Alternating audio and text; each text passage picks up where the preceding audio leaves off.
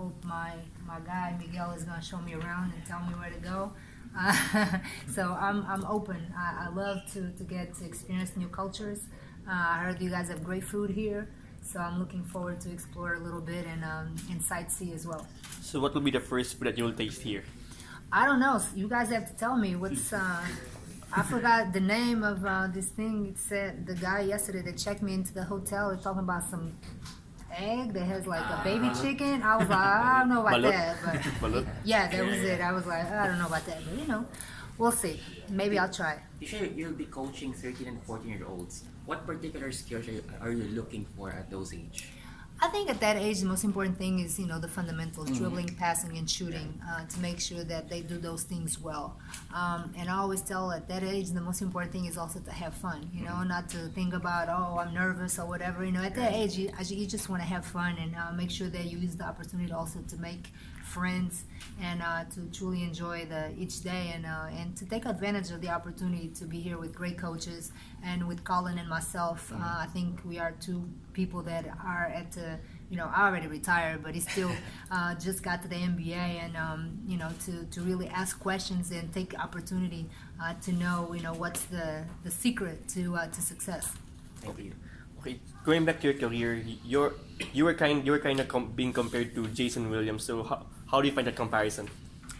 I mean, we both played in Sacramento. We were both point guards, and we were both a little bit flashy the way we passed the ball. So I always welcome the comparison. I love Jason. He used to come to our games all the time, and we were very supportive of each other. And sometimes you just go on YouTube and you put stuff that he did, and it's just kind of crazy. The elbow pass, and right. And then at the time, like the Kings were really good. They had Chris Webber, Vlade Peja. They were like one of the best teams in the NBA. So really enjoy watching them and watching them compete. And anybody that compares me to, sometimes some people compare me to Magic Johnson. I mean, so those are like big names that I'm like, really? Okay. I'll take the comparison and I feel, good about it. So which would you prefer, Magic or Jason? Well, Magic was super tall, and for point guard, I'm 180, 5'11", so you didn't see a lot of point guards with my height. So, and that's really because of our age. Like that's who I kind of watched when I was growing up, watching the NBA. So I'd take either. They're both great players. I mean, Magic is a little bit more of a legend, but I like the fact that Jason, played for the Kings. The WNBA preseason already started. Your thoughts about the upcoming season, and who do you think would be the people to watch and the teams to watch? I think it's going to be super competitive. Unfortunately, some of the big names are not going to participate this season. Breanna Stewart, she tore her Achilles. Skylar Diggins had a baby, so we don't know when she's going to come back. Maya Moore is taking the year off. So unfortunately, I mean, those are three big names that are not going to compete this year. And Diana Taurasi and Candace Parker are hurt right now, so we don't know how long they're going to be out. But every year the WNBA gets better. It's only 12 teams, and it's even hard to make the team. It's only 12 players, so 144 players in the WNBA. But I think every year gets more and more competitive. And if Breanna Stewart was back, I would say Seattle was going to be probably the favorite to repeat. But since she's not here, she's not going to play this summer, I think it's really open for any team. Maybe the Washington Mystics can win this year. You mentioned about fundamentals earlier. How important was fundamentals when you were playing? My dad was a coach, Okay. so I mean, he didn't play all the crazy passes in the beginning. He was like, "How many points have you scored?" Doing all that. I was like, "None." He was like, "Okay, stop doing it then. Focus on the little things." So he was really hard on me, but I appreciate that, and I definitely, got better because he was always on me and super hard. But yeah, the fundamentals are everything. If you can dribble or shoot or make a proper pass, then you can get to the other levels. So I think that's the most important thing, especially at a young age, to really work on the fundamentals of the game. Thank you. Tisha, what lessons are you looking to share to young girls in the junior NBA Philippines, especially being a female baller yourself? I mean, I think the most important thing for them is to see what kind of level of desire and competitiveness they have, because at their age, all I wanted to do was play basketball, but I also didn't have any distractions. I think the youth these days, they have so many distractions that sometimes, they don't truly love to play basketball. They just do it to stay in shape or because it's a hobby. So I think that's what I'll try to, to explain to them, that if you really want to be good at something, you kind of have to have a passion for it. and then a desire to get better every day. So just take baby steps and make sure that you were better today than you were yesterday. And work hard. There's no really secret ingredient to be great. The most important thing is to work hard every day. What about for since you're teaching grassroots? How does the role of nutrition help in teaching for basketball? Oh, it's great, and sometimes when you're young, you don't think about that. I think that comes later in life. I think when I was little, I kind of ate whatever, and then you realize that you can really prolong your career if you really pay attention to what you put in your body. And even here, like in the NBA Philippines, the biggest sponsor is Alaska, which is milk, and that's important to make sure that the kids drink their milk, get their calcium, continue to grow. Height is not everything, but it helps in basketball for sure. Ticha, go ahead. Is there someone that you can compare that plays like you right now in the current WNBA or in the world basketball scene? I don't think so. I think I'm old school point guard, and these days all the point guards just really want to score, and they're more like combo guards. So you don't see a lot of point guards that are really pass first.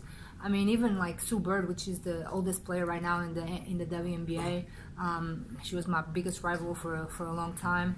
She might be the one that sometimes makes a behind the back pass or something like that, and she likes to be creative as well. But everything within the game and looking at time and score.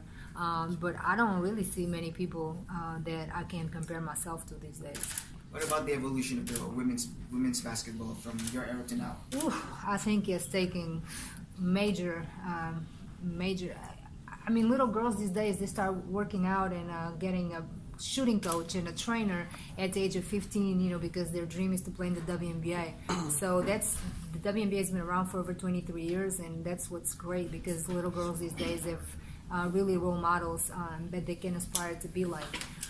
So I feel like if you compare the WNBA now to back in 1997 or 1998 when it started, it's probably 1,000 times better. So would you prefer a pass first point guard or a shooting point guard? I would prefer a pass first point guard. I think point guard is kind of the coach on the floor. I think that he or she has to get her teammates involved because if a point guard shoots too much, then their teammates are never going to shoot because the point guard has the ball all the time. So I just prefer old school. I mean, it's just like the Houston Rockets. I don't really like to watch him play because James Harden is like plays point and nobody else touches the ball. So I just prefer like a more of a team basketball team and pass and like the Spurs play or so that's what I like. Ticha, the Philippines is very well known to be a basketball nation. Mm-hmm. Our men's basketball, we followed them so much. What would it take and what would you recommend or suggest to our Philippine women's basketball in order for it to catch up on the popularity or the skill level of the men's here in the Philippines? Well, to be engaged, to watch the WNBA. I mean, you don't have to watch it just to watch the WNBA. You can watch the NBA, but I think you have to truly love the game. To want to be great, to really respect it, to get in the gym. And I don't know how many times I went to the playground by myself with the basketball, and sometimes I couldn't even see the basket because it was already nighttime, and my mom would have to come get me, almost like, come eat, it's already 9 o'clock and you're still here. So I truly love the game. Like, it was love at first sight the first time I touched a basketball. So I think sometimes, in order to be great, you really have to love what you do and really want to be better. So that's my advice to the young women of the Philippines, is to continue to work hard. And I hope that one day we have a great league here like the men's league. Sorry. How important is an equal opportunity program like the Junior NBA for the growth of women's basketball? Oh, it's huge. 2019, and we've been preaching this for a while, asking for equality opportunities. And this is a league where it's really the same for men and women, or for little girls and little boys. So I'm all for equality. I'm all for women empowering. And I'm here to not just talk to the girls, obviously, but I like when a girl beats a boy in anything, in any sport. So, because that used to be me. The boys didn't think I could play until I was able to show them, that I could actually beat you. So just needed an opportunity. Thank you. Right?